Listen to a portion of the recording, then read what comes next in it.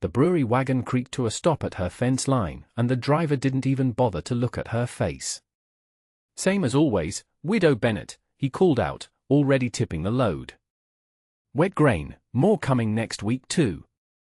She stood on her porch with her arms crossed, watching the steaming, sour-smelling mass of spent barley slide off the wagon bed and pile up against her fence posts like some brown and stinking snowdrift. Down the road, 3 men from town had stopped their own wagon just to watch, and one of them was laughing loud enough that she could hear it clear across the yard. "Careful there, Ruth," he shouted. "Don't want that pile growing legs and walking into your house." She did not answer him. She never answered them. She simply turned, went back inside, and closed the door soft behind her, the way a woman does when she has decided that a door closing quiet is louder than any word she could shout. 9 years that brewery had been dumping its wet spent grain along her fence, ever since her husband died and the land went quiet and the town decided her ranch was good for nothing but a dumping ground the brewery didn't want to pay to haul any farther. 9 years of the smell, 9 years of the laughter, 9 years of watching her fence rot a little more under the weight of grain nobody wanted. What she did with it, 6 months later, would silence every one of those laughing men for good, and it would start with her getting down on her knees in the mud, alone, with nothing but a shovel and a stubbornness that ran clear down to her bones. But to understand how a woman goes from being the joke of a town to holding something every rancher for 50 miles would beg to borrow, you have to go back to the beginning, back before the grain, back before the fence, back to the year Thomas Bennett died and left his widow 40 acres of hard Nebraska dirt that wouldn't grow a decent stand of corn if the Lord himself came down and blessed it. Ruth Bennett was 34 years old the year her husband's heart gave out in the middle of mending a fence post, the same fence that would later hold 9 years of stinking brewer's grain. She found him there in the afternoon, lying in the dirt with the post hole digger still in his hand, and she had sat down beside him in the dust and not moved for nearly an hour, because there was no one to call and nothing to do, and the sky above her had simply gone on being blue and indifferent, the way skies do. The land they had bought together 5 years before was not good land, not by any measure a farmer would use. It sat on a slope of clay-heavy soil that turned to brick in the dry months and to soup in the wet ones, land that had been passed over by 3 other buyers before Thomas got it cheap and told her, with the kind of hope young husbands carry, that he would make it work. He had almost done it too. Almost.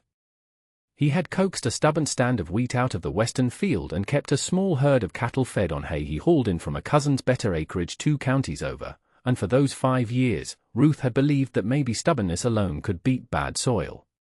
Then Thomas died, and the wheat failed the next season, and the cousin stopped hauling hay because he had his own troubles, and Ruth Bennett found herself standing alone on 40 acres of clay that would not grow so much as a decent weed, in a town that did not know quite what to do with a widow who refused to sell and refused to leave and refused, above all things, to cry where anyone could see her. The town of Cedar Hollow was not a cruel town, not exactly. It was a practical one, and practical towns have little patience for anything that does not pay its way. A widow alone on bad land was, to the men who ran the feed store and the bank and the brewery, simply a problem waiting to solve itself, one way or another. They expected her to fail within a year. When she did not fail, when she instead scraped by on odd sewing work and the sale of eggs from a small flock of hens, their expectation curdled slowly into something closer to mockery, the particular unkindness that grows in people who feel foolish for being wrong about someone. It was in the 3rd year after Thomas's death that the brewery began dumping. Cedar Hollow's brewery, a modest operation run by a man named Otto Renner, produced more spent grain than his own hogs could eat, and hauling it out to the county dump cost him a wagon and a driver for half a day. Ruth's land sat conveniently along the route between the brewery and the dump, her fence line running right along the road, and one autumn afternoon Otto Renner's driver, a broad young man everyone called Boot, decided it would save considerable time to simply drop the load at her fence instead of hauling it the extra 3 miles. She won't mind, Boot had said to Otto Renner, according to the story that made its way around town. Nobody uses that land for nothing anyway. Nobody asked Ruth if she minded. Nobody ever did.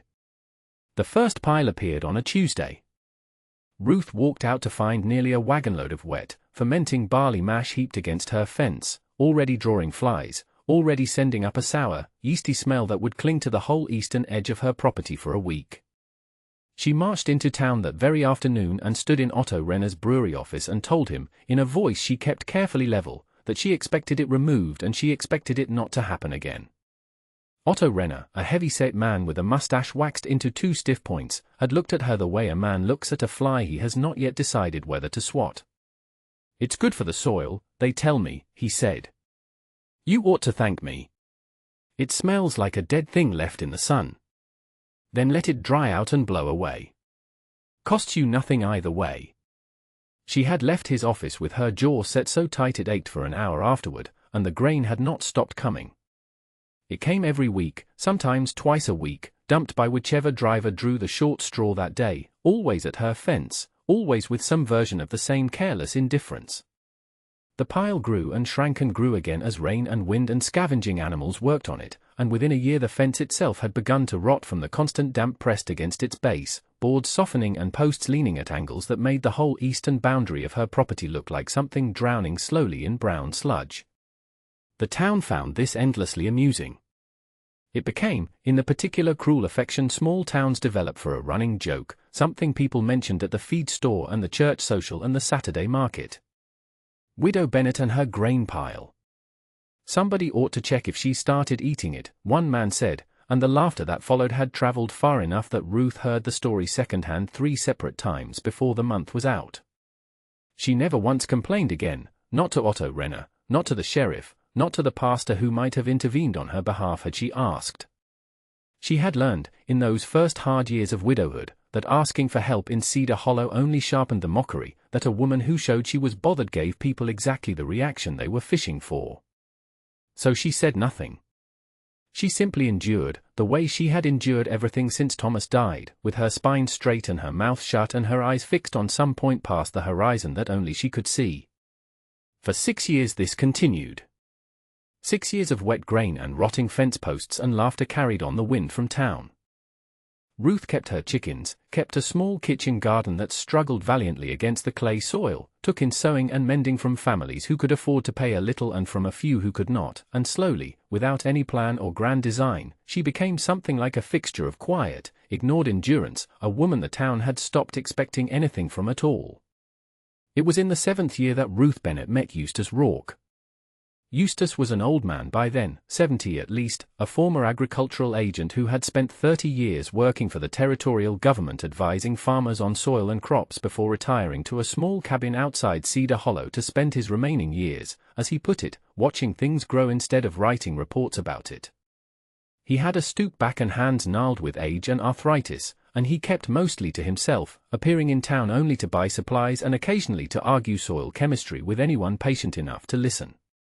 Ruth met him at the general store, where he was examining a sack of seed corn with the kind of scowling scrutiny most men reserved for a poor hand of cards.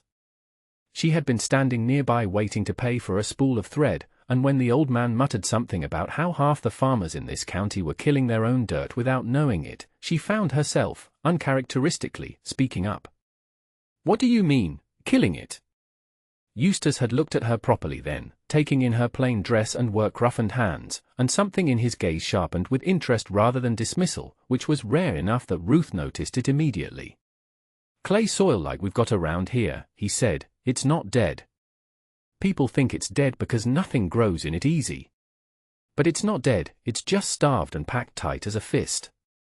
Needs organic matter worked into it, needs it broken open and fed, and instead everybody just keeps planting the same tired seed in the same tired dirt and wondering why it won't give them anything back. And how does a person feed dirt?" The old man had smiled then, the first genuine smile Ruth could recall seeing on anyone's face in longer than she cared to admit. "That, missus, is a longer conversation than a general store affords. But if you're truly asking and not just being polite, you come by my place sometime. I've got books on it. More books than sense, my late wife used to say." Ruth did not go immediately. Pride, and the general exhaustion of simply surviving another season, kept her away for nearly 2 months. But there came an evening in early autumn when she stood at her eastern fence line looking at yet another fresh pile of wet grain steaming faintly in the cool air, flies already gathering, the smell already working its way toward the house, and something in her simply broke open, not with despair this time but with a strange, sudden clarity, the way a locked door sometimes gives way not because the lock breaks but because you finally turn the key the right direction. She was looking at waste. Everyone in Cedar Hollow looked at that pile and saw waste, saw a joke, saw the physical shape of her failure laid out along her fence line for anyone passing to mock. But old Eustace Rourke's words had lodged themselves somewhere in her mind over those 2 months: organic matter, fed dirt, starved clay, and standing there in the failing light, Ruth found herself wondering, for the first time in 9 years of ownership, 7 of them lived out under the shadow of that grain pile, whether she had been looking at the wrong thing entirely. She rode out to Eustace's cabin the very next morning. He was not surprised to see her. He put a pot of coffee on the stove and pulled 2 chairs up to a table cluttered with pamphlets and dog-eared agricultural bulletins, and for 3 hours he talked to her about soil the way another man might talk about a woman he loved, with patience and detail and an obvious, deep affection for the subject that Ruth found she could not help but be drawn into. Spent brewer's grain, he explained, was rich, wet, full of nitrogen and organic bulk, exactly the kind of matter that starved clay soil craved. Composted properly, worked into the ground over time, it could break apart hard-packed clay and turn it into something dark and crumbling and alive, soil that would hold water instead of shedding it, soil that would feed roots instead of strangling them.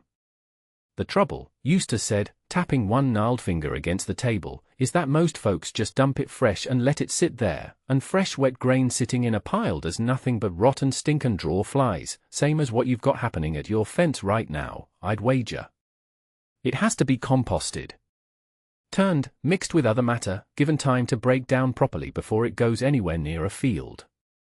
Do it wrong and you'll burn your soil worse than it already is. Do it right. He did not finish the sentence. He did not need to. Ruth was already leaning forward, already asking how, already reaching for one of his pamphlets with hands that had gone still with something she had not felt in years, something dangerously close to hope. She began that same week, and she began badly. Her first attempt was, in hindsight, almost exactly what a woman with no experience and too much hope might produce. She hauled the fresh grain away from the fence in a borrowed cart, dumped it into a shallow pit she dug at the edge of her garden, mixed in some straw and old hay the way Eustace had loosely described, and waited, expecting something like a miracle within a matter of weeks. What she got instead was a stinking, slimy mess that drew more flies than the original pile ever had, a compost heap gone anaerobic and sour, and when she finally worked a portion of it into a test patch of garden soil out of sheer stubborn impatience, the plants she put in that patch withered and died within days, the raw, unfinished matter burning their roots exactly as Eustace had warned it might. Boot, the brewery driver, saw the dead plants over her fence one afternoon and could not resist mentioning it in town, and within a week half of Cedar Hollow knew that Widow Bennet had tried to do something with her grain pile and killed her own garden doing it. The laughter that followed was, if anything, louder than before, because now she had given them not just a static joke but a fresh failure to chew on, and more than one person made a point of riding past her fence slower than necessary, just to look. Ruth did not go back to Eustace immediately. She sat with the failure for nearly 2 weeks, turning it over, feeling the old familiar weight of humiliation settle back onto her shoulders, and it would have been easy, so easy, to let that weight simply crush the small ember of hope that had flickered up in her at his kitchen table. But something had shifted in her that autumn evening at the fence, some door had opened that would not fully close again, and eventually she found herself back on the road to his cabin, this time not for a single afternoon of conversation but with a burnt-out garden's worth of hard questions. "You rushed it," Eustace said simply, when she described what she'd done. He did not laugh, did not scold, simply nodded as though this was precisely the mistake he'd expected. "Composting isn't a thing you do, missus, it's a thing you tend. Like a fire. You don't just pile up wood and wait for flame, you have to feed it, turn it, give it air. Grain compost is the same. It needs turning, regular, every week at least. It needs a mix, not just grain and straw but manure too if you can get it, and dry leaves, anything with carbon in it to balance the nitrogen. And it needs time. Months, not weeks. You were in too great a hurry to see something grow." He gave her more books that day, real books this time, not just pamphlets, along with a battered journal of his own notes kept from decades of agricultural work, and he made her promise, in the particular stern way old men sometimes extract promises from the young, that she would come back and report her progress honestly, failures included, because a person who only tells you the good news isn't worth teaching. Ruth spent that winter reading by lamplight after her sewing work was done, filling a notebook of her own with questions and half-formed plans, and when spring came she began again, this time with a method instead of a hope. She dug 3 separate composting pits this time, staggered so she could rotate use between them, and she turned each one by hand, every week without fail, rain or shine, her shoulders and back aching with the unfamiliar labor of it. She begged manure from a neighboring rancher who had more of it than use for it, traded eggs and mending for the privilege of hauling it away from his property. She raked dry leaves and dead grass from every corner of her land and mixed them in, learning by trial the particular smell and texture that meant a compost pile was working properly, warm at its center, dark and crumbling rather than slimy, smelling of rich earth rather than rot.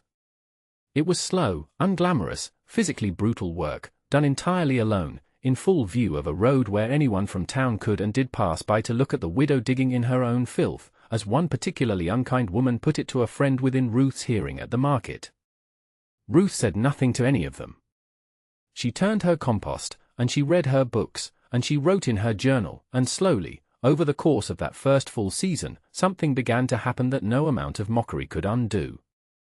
The clay soil in her test plots, worked over with properly finished compost, began to change. It grew darker. It grew looser, crumbling between her fingers instead of clumping into brick-hard clods. And in the late summer of that year, when she planted a modest row of vegetables into soil she had spent months feeding, they did not wither and die the way her first desperate attempt had. They grew. It was not a miracle, not yet, not the kind of transformation that would silence a whole town. It was a single row of healthy carrots and beans in a small test plot at the edge of a widow's garden, unremarkable to anyone who happened to glance over the fence. But Ruth Bennett stood at the edge of that plot one evening in late summer, dirt under her fingernails, sweat soaking through the back of her dress, and felt something she had not allowed herself to feel in the 9 years since Thomas died, since her wedding, perhaps since she was a girl young enough to believe that the world might yet be kind to her. She felt proof. Small, quiet, undeniable proof that she had been right to believe the dirt could change, and that meant, perhaps, that she herself could change too, could become something other than the town's standing joke, the widow with the grain pile. She rode out to Eustace's cabin that same week and told him, and the old man, upon hearing her description of the soil and seeing the small jar of finished compost she'd brought to show him, sat back in his chair and studied her for a long moment with an expression she could not quite read. "You've done in 1 season what takes some men 3 to learn," he said finally. "Do you understand what you're sitting on, Ruth Bennett? Every rancher and farmer within 50 miles of this town has soil half as bad as yours, and not one of them knows how to fix it. You do. I fixed 1 garden row. That's a long way from fixing anything worth mentioning." "It's exactly the distance worth mentioning," Eustace said. "Because now you know it can be done. Everything after this is just doing it bigger." That conversation planted something in Ruth that took nearly 2 more years to fully bear fruit, but from that point forward her effort stopped being a private, half-hidden act of stubborn survival and became instead something closer to a project, deliberate and expanding. She began composting not just the grain the brewery dumped but every scrap of organic matter she could gather, expanding her pits, refining her method with Eustace's continued guidance, and slowly working the finished compost into larger and larger sections of her 40 acres. The land responded the way land does when it is finally, patiently fed rather than merely used. Fields that had produced nothing but stunted, sickly wheat under Thomas's hopeful but uninformed hand began, 3 years into Ruth's methodical composting, to yield crops that surprised even her. Her kitchen garden expanded until it was feeding not just herself but providing enough surplus to sell at the Saturday market, vegetables so much larger and more vigorous than anyone else's that people began, cautiously, to ask her what she was doing differently. She told them, plainly, without embellishment or pride, that she was composting the brewery's spent grain and working it into the soil. Most of them did not believe her, or believed her but assumed some trick or exaggeration was involved, because it did not fit the shape of the joke they had spent years telling about her. A few, the more practical among them, began quietly experimenting with their own compost heaps, though none achieved results quite like hers, lacking either her patience or Eustace's careful instruction. The real turning point, the one that would eventually reach beyond Cedar Hollow entirely, came in the 9th year, when a territorial agricultural inspector named Homer Chastain passed through the county on a survey of soil conditions and crop yields, a task assigned to him by the territorial government in hopes of improving agricultural output across a region that had long struggled with poor, clay-heavy land. Homer Chastain was a precise, spectacled man in his 40s who had seen a great deal of failed farmland in his years of service and had grown, by his own admission, somewhat cynical about claims of dramatic soil improvement. He arrived in Cedar Hollow expecting to survey a handful of unremarkable farms and move on within a day, but word reached him, through the same gossip network that had once carried mockery of Ruth Bennett across the whole county, that there was a widow on the edge of town whose land was, according to some, producing crops that shouldn't have been possible on soil that bad. He rode out to her ranch skeptical and left it 3 hours later thoroughly astonished. Ruth walked him through her fields herself, showing him the composting pits, now expanded to nearly a dozen, each in a different stage of the process, explaining her method with the same plain, unadorned confidence she had developed over years of quiet labor. Chastain took soil samples, examined her records, the detailed journal she had kept faithfully since that first winter with Eustace's books, and compared the yield figures she tracked year over year against what he knew of typical clay soil performance in the region. "Mrs. Bennett," he said finally, standing at the edge of her western field where wheat now grew thick and green in soil that 9 years before had barely sustained a stand of weeds, "do you understand what you've accomplished here? This soil composition, the organic content, the water retention, this is textbook remediation. This is the kind of result the Territorial Agricultural Office spends years and considerable funding trying to achieve on demonstration plots, and you've done it alone, on a widow's income, using waste material a brewery was paying to have hauled away." "I had help," Ruth said. "Eustace Rourke taught me most of what I know." "Then Eustace Rourke taught you well. I intend to write this up as a formal case study, if you'll permit it. This deserves to be documented and shared." Chastain's report, filed with the Territorial Agricultural Office and later reprinted in an agricultural bulletin that circulated to farmers and ranchers across 3 counties, changed everything for Ruth Bennett, though the change did not arrive all at once.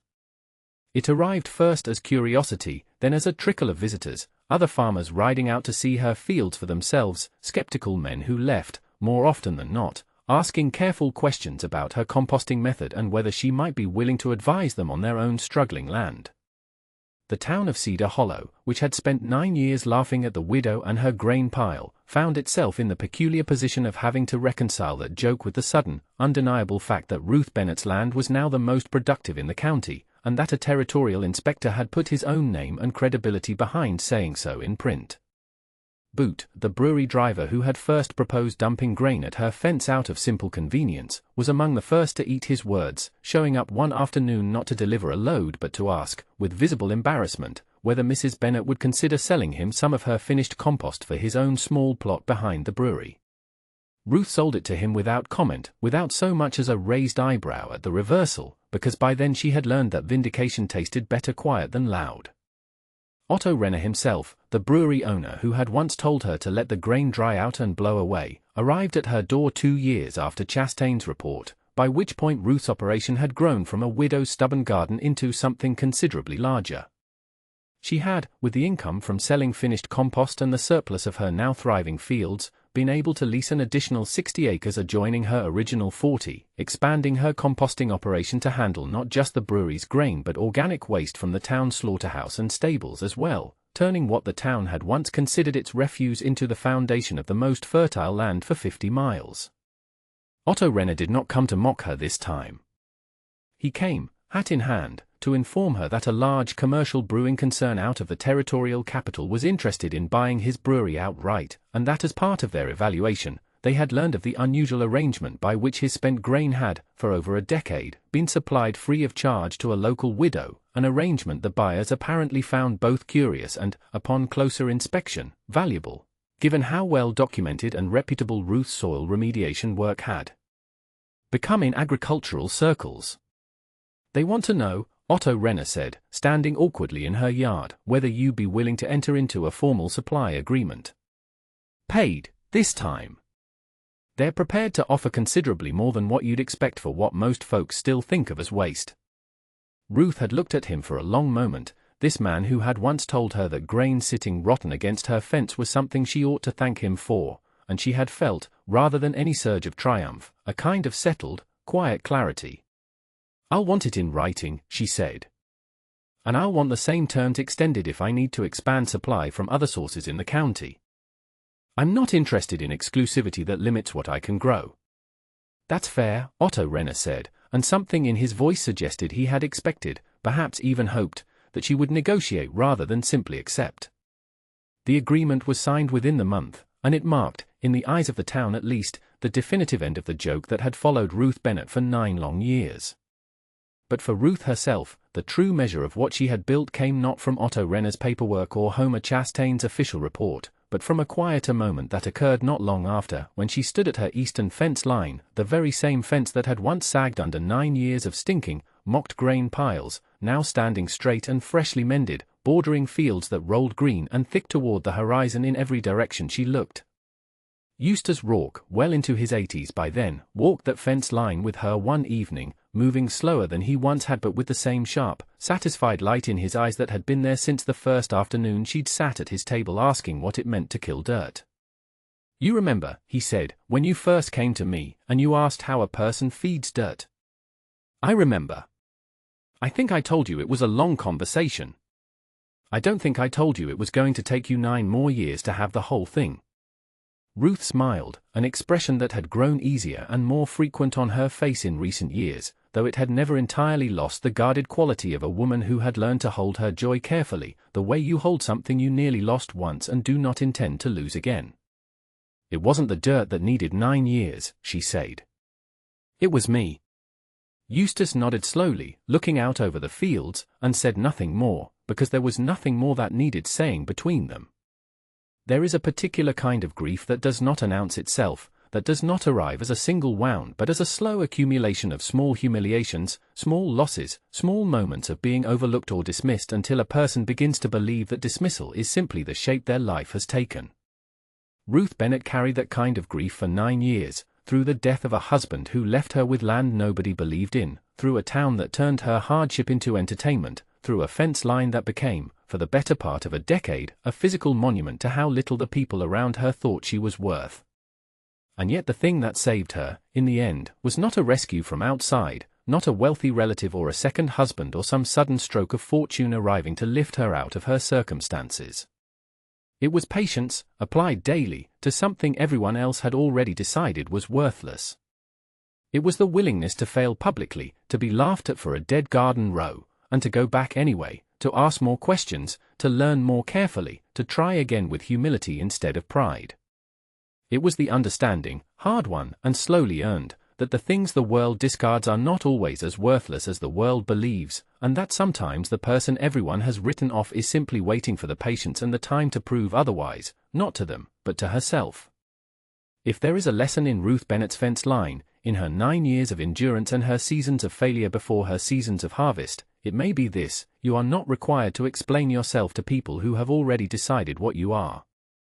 You are not required to defend your worth to a crowd that finds it easier to laugh than to look closely. What you are asked to do, what faith and patience both ask of you in the quiet hours when nobody is watching and nothing seems to be working, is simply to keep turning the pile. Keep feeding what looks dead. Keep believing that what has been discarded by everyone else might still, given time and care and a stubborn refusal to quit, become the very thing that feeds you. Somewhere in your own life, there is likely a pile of something the world has told you is worthless, a failure, a setback, a piece of your story that others have turned into a joke or a judgment. Do not be so quick to believe them. The soil does not care what the town says about the grain. It only cares whether someone is willing to do the slow, unglamorous work of turning waste into something that grows. If this story moved something in you, if you found in Ruth Bennett's 9 years of quiet endurance a reflection of your own struggle to keep going when no one believed you would, take a moment to share it with someone who needs to hear it today. Leave a comment and tell me what pile you have been asked to turn, what part of your life the world has laughed at that you still believe, deep down, is capable of growing into something more. Subscribe if you'd like to walk alongside more stories like this one, stories of quiet people doing patient, faithful work in the dark, long before anyone else believes it will amount to anything. And wherever you are tonight, whatever waste has been dumped at your fence line by people who never meant you any kindness, may you find the strength to turn it anyway. May your patience outlast their laughter. And may the harvest that comes, when it comes, be more abundant than anything they ever imagined for you. Go in peace, and keep turning the pile.